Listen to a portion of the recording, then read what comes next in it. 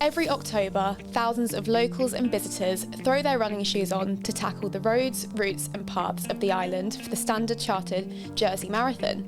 And this year is a special one. 2025 marks 20 years since the first marathon event, so what better time to reflect on its 2-decade-long history than now? Henry Bay, CEO of Standard Chartered Jersey, and regular runner Carl Fitzpatrick join me today to discuss all things community and running ahead of this year's event. Firstly, welcome to you both, and thank you for joining me. Can I safely assume that you are both partial to putting on your running shoes and getting out and about? Well, I put on my running shoes and I start the race and I finish it, but I never go on the course. And yes, I am constantly trying to run and constantly trying to put the running shoes on and keep fit throughout the year. Yeah, absolutely. And people might not recognise you without your usual outfit, Carl, but... Nobody recognises me. Nobody sees me. And then when I've got the shoe on, they know who I am. Yeah. Yes, the Jersey Hospice shoe is in the building with us. So it's a pleasure to have you both. Thank you. Thank you. Okay, so you will, of course, be celebrating 20 years of the Standard Chartered Jersey Marathon this October, but let's take it back to the beginning. So why was it established then, and what was it like, Henry? No, I'm sure that you can guess that. Jersey is all about some really important things. Jersey is about well-being. Jersey is about community. Jersey is about charity. And when you go back to the start of this is right the reason why the Jersey Marathon was introduced. It brings the community together. It promotes well-being, and it helps us to raise funds for charities across the island who are doing amazing stuff. Absolutely. Okay, so following on from that, what would you say the principles were that guide the marathon to this day? I will put the principles in 4 things, 2 C's and 2 S's. Mm-hmm. There's community, there's charity, there's sustainability, and there is safety. Yeah. So when you talk about community, I don't think there's any event that brings Jersey together like this marathon. From kids who are running, to adults who are running, to people who can run a full marathon, to people who can run a half marathon, to people who can run just a mile. It brings everybody together. It brings together running clubs and brings together just ordinary people who want to get fit and run. But the other beautiful thing this event does is how it brings people all over the island to participate. All along the course, you would see that it's a day when families come together on the street, just cheering people on. So that's the power of community. I think you've missed another S, and that's the spirit. The spirit of Jersey. There we go. So there's the 2 C's and the 3 S's. So the spirit of Jersey, no matter where you are on the island, people come out, friends, family, work colleagues, aunties, uncles, and the spirit is just like a big family. Yeah, absolutely. You're spot on. Thank you for adding that. And the other piece is charity. Yeah. They're not. It's not everywhere in the world you go and you see the spirit of generosity where people actually want to do things, stretch their own limits, purely just to raise funds for good. Yeah. That's the other principle that guides it. It's all about charity. So that's why we open up the marathon for anybody who wants to raise funds for just anything to participate and raise funds, and we see that a lot. The other piece is sustainability. Mm-hmm. As we've gone over the years, we have tried to make this marathon more and more sustainable, make sure that in doing this marathon, we are not doing harm to the environment. And the 4th one, which is security, or safety, is ensuring that whilst people do this, they are safe.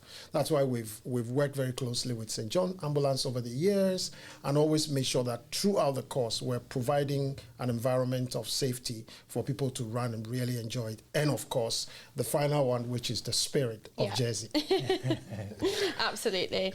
Okay, so Carl, you are obviously an avid runner who has no doubt done his fair share of marathons. Some of us have seen it on the TV.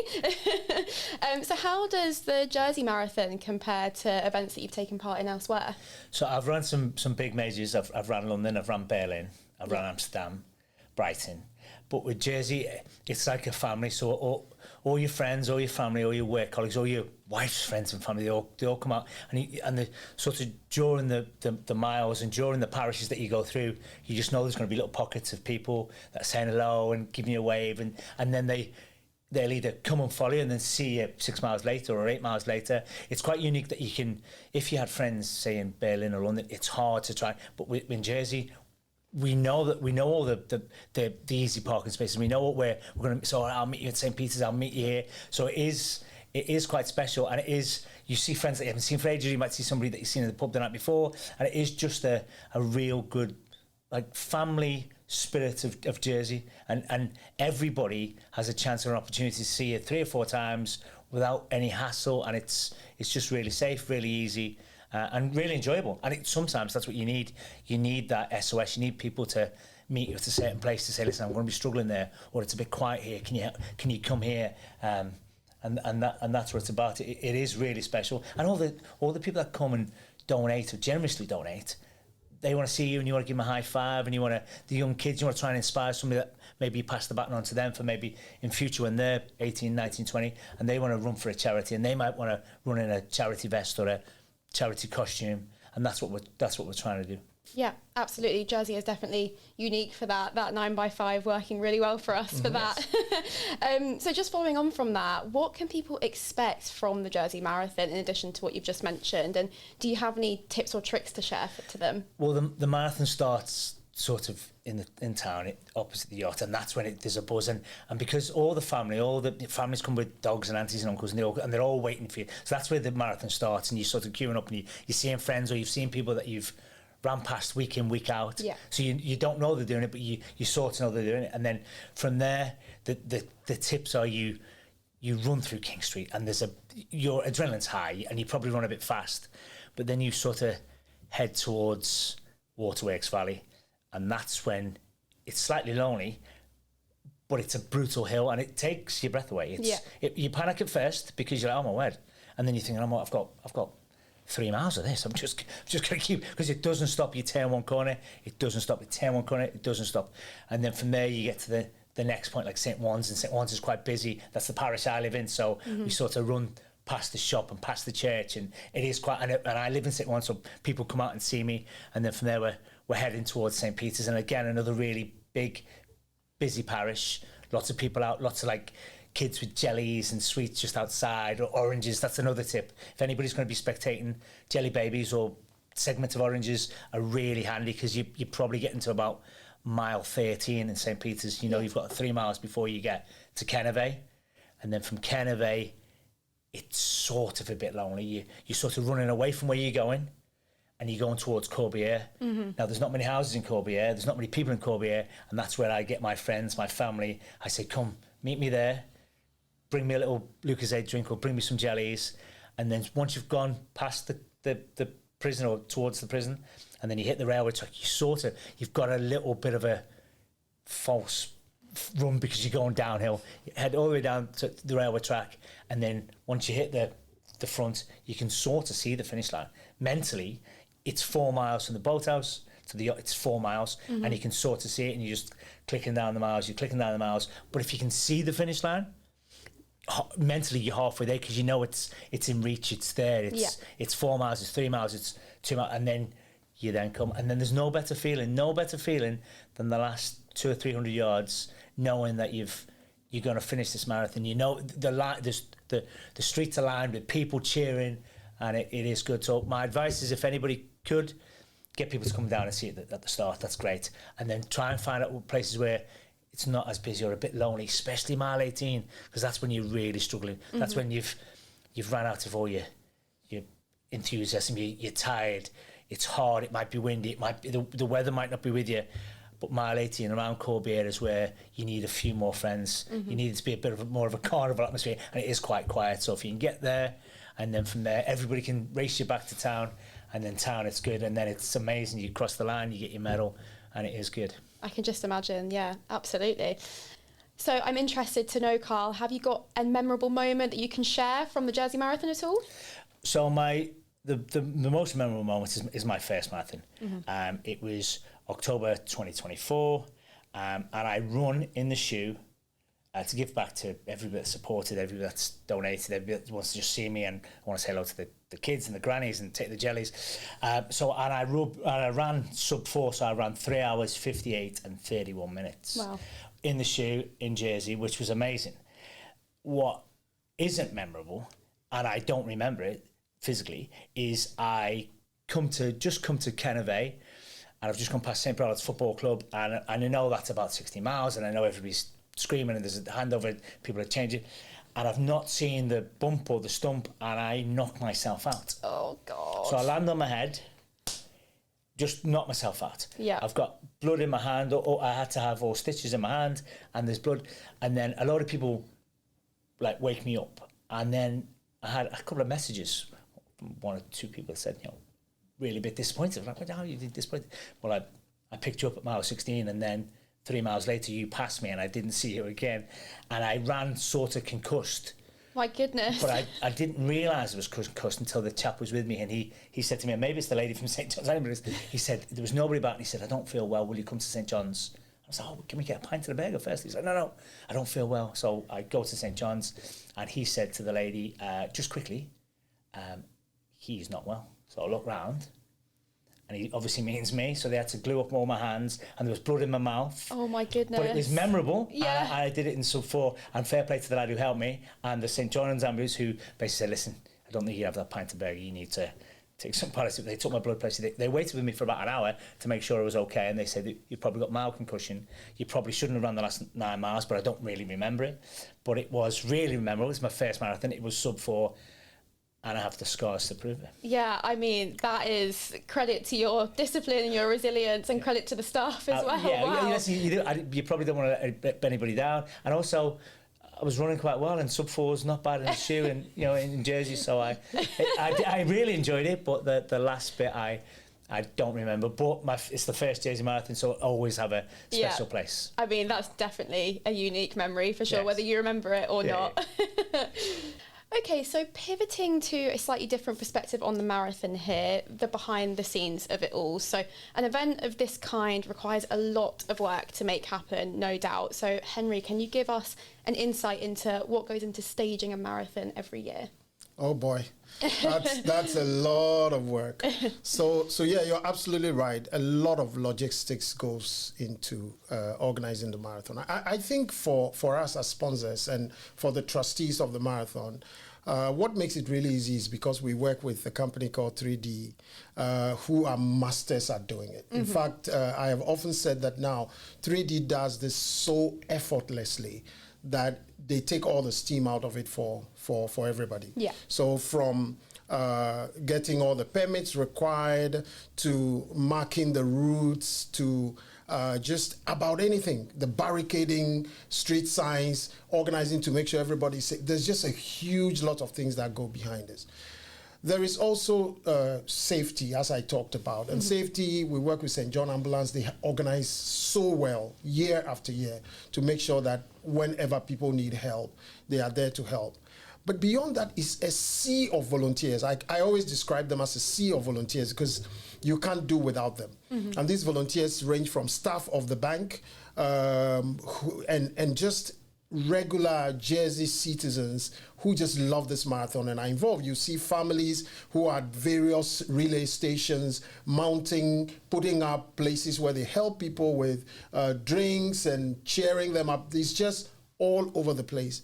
We have volunteers who man what we call our command station. The command station is the place where everything is happening. They're looking at the entire course and looking at what's going on. They are getting messages from marshals all over and understanding where it's going. They know when the person who is going to cross the finish line first, where they are from the finish. It's just a lot that goes in. And I think it's always a good opportunity to say thank you to all of these people. And I'd like to say a big thank you to all the people who make this wonderful event happen year on year. And if you look at that back to 20 years ago, you can imagine this has involved thousands and thousands of ordinary, regular Jersey people, which is really amazing and beautiful. A couple of years ago, I had the opportunity of honoring a lady in St. John's Ambulance, Jane Allen, who's been working on the marathon from the day it was launched. Wow. And every year she has been at the finish line working with St. John Ambulance. These are some of the stories that make this marathon really beautiful. These the stories. Yeah. About 10 years ago, just to give back, I volunteered. So they put an SOS out to basically say, listen, we're struggling for people in different locations. We haven't got as many volunteers. So I said, listen, I live in St. One's. I'm happy to.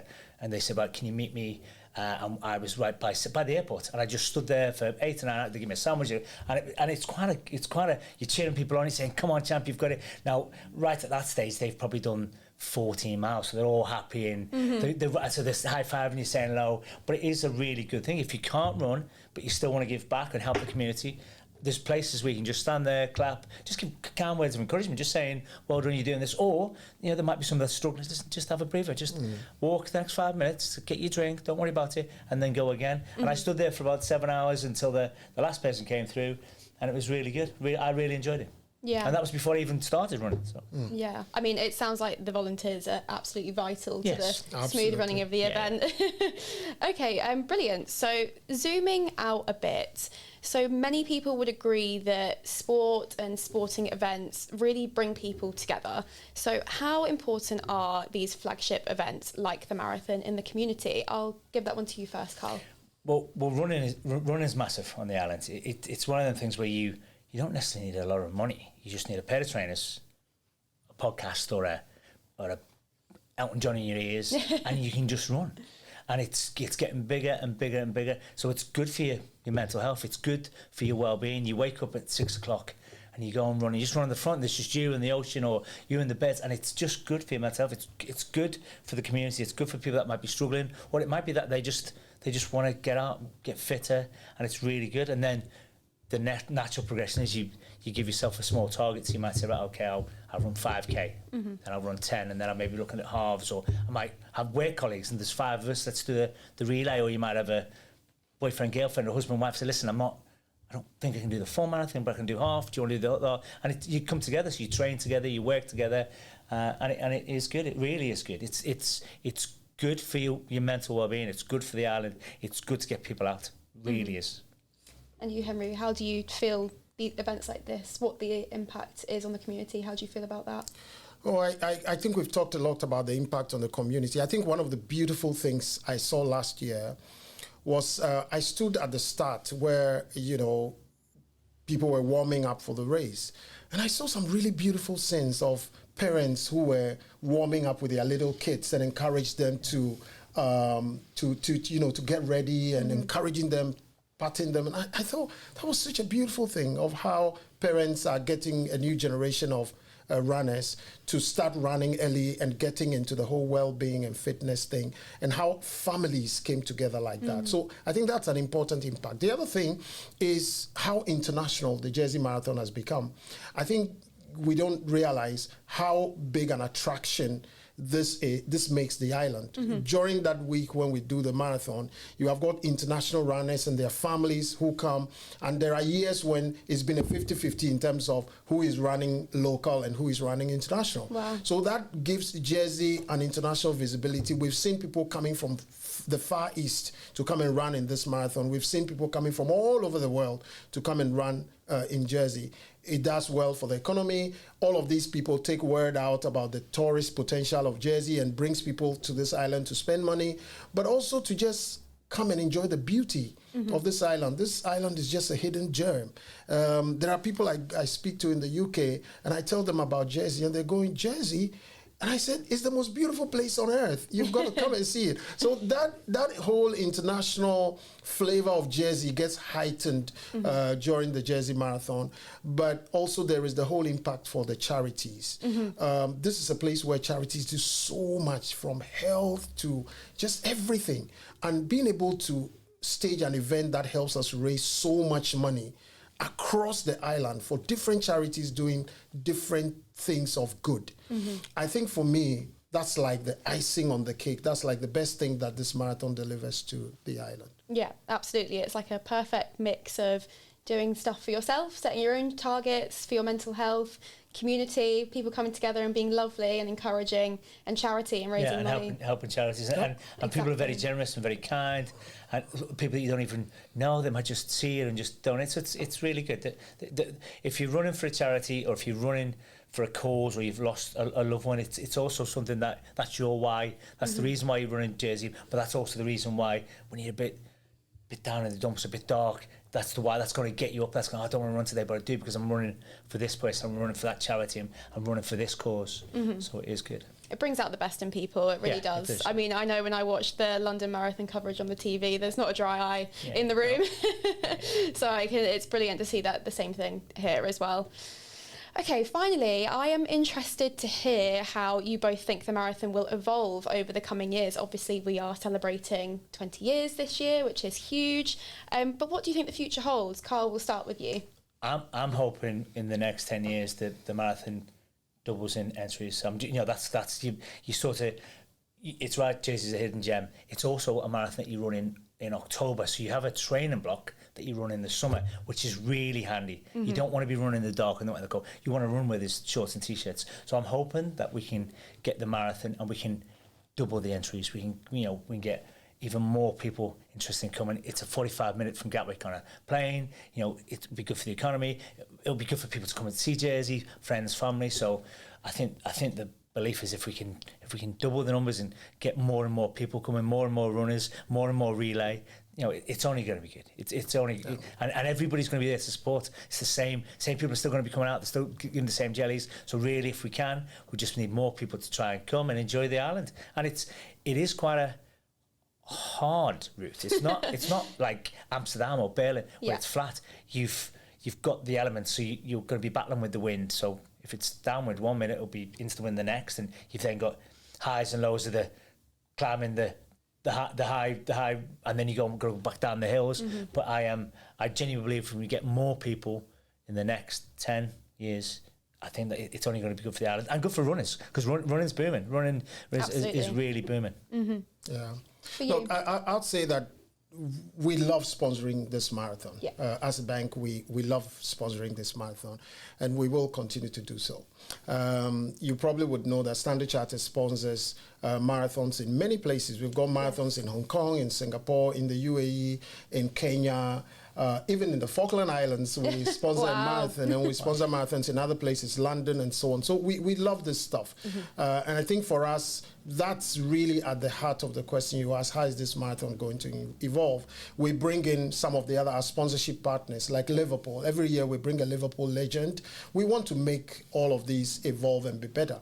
I will put it in three things. I will say this marathon is going to get bigger, it's going to get better, and it's going to get bolder. Bigger in the sense, as he has said, when this marathon first started, 300 runners ran. Wow. But in some years, we have 2,700 runners running at a time now. So if you look at it on the average, over the years, from a few hundreds, we're now hosting thousands of people in every marathon. From a few £100, we raise thousands of pounds every year. So it can only get bigger. And I think COVID slowed things down a bit, but we've seen the momentum coming back. So it's going to get bigger in terms of number of runners and fundraising. It's going to get better in terms of the sustainability, what we do to the environment, how we organize this marathon. I mean, we've gone from a place where we used to put jerseys in a plastic bag and everybody had a plastic bottle to now ensuring that there are water dispensers and there are no plastics and there are no single-use plastics. Last year, we introduced the donations of the running shoes, which is to promote recycling. So it's going to get better from a sustainability perspective, and it's certainly going to get bolder in terms of all of the things we're going to do to make this marathon more and more exciting. Yeah. Absolutely. Well, this has definitely got me excited for October, and it'll be really amazing to see how everyone gets on. Maybe we'll see you both down there. You'll definitely see me. Is that like an admission that you might be maybe trying to participate in? Maybe, but I mean, only just done a half, so. In fact, I actually want to throw a challenge to everybody listening to us. This is the 20th anniversary marathon. Yeah. I'm not going to tell you some of the special things that will happen, but you don't want to miss that badge which says I ran in the 20th anniversary of the Jersey Marathon. So start lacing up your shoes, start getting ready, and let's see you at the as I said to you, I am always at the start and finish line, and so I'm always there. And I'm looking forward to seeing all of you. There are going to be some really very special names running in the marathon this year, but I'm not going to give anything away. Well, thank you so much to you, Carl, to you, Henry, for joining me today. It's been great to hear from you both. Thank you.